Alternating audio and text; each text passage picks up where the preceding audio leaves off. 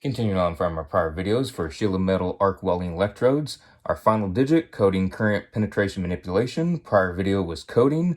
Hope you all are making flashcards on that. We'll be moving on to current today.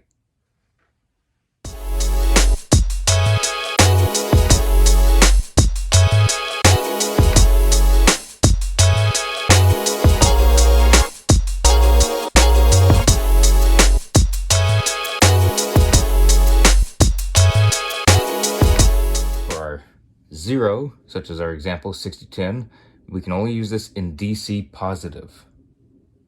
If our final digit in our stick electrode is a 1, we can use it in DC positive or AC. Again, DC is direct current, so it's positive direct current and alternating current.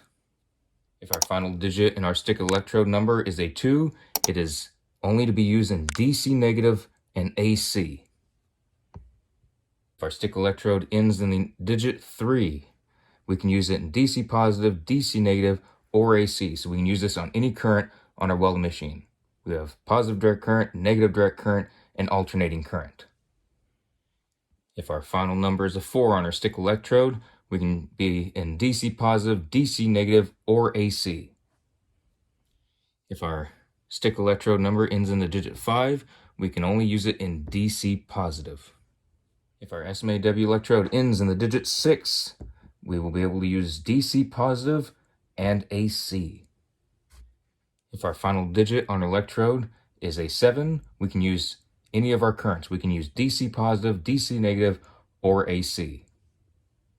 Lastly, if our stick electrode ends in the digit 8, we'll only be able to use DC positive and AC. So that is all of our different electrode ending numbers for coding current penetration manipulation. Again, this is just current. We'll be going to penetration manipulation in future videos. If you didn't see the prior one coding, go to the prior video. Have that at the end screen here, and it'll be going over all that good stuff. I recommend putting all this on flashcards. It's very useful using flashcards to study all this. It will come in handy. So I'll have this up for y'all so y'all can write it down. Hope to see y'all in future videos. Stay safe on the job site. Remember, all this stuff, it's a must for being out on a job site. You have to know which rods you can use on which polarities there. You have to know which current you can use. You can't use alternating current with a electrode indium 5. You can't use alternating current for E6010 as an example. You can only use DC positive. This is all stuff you have to know. So if you're serious about wanting to be a welder, this is a must to learn, and I would recommend flashcards.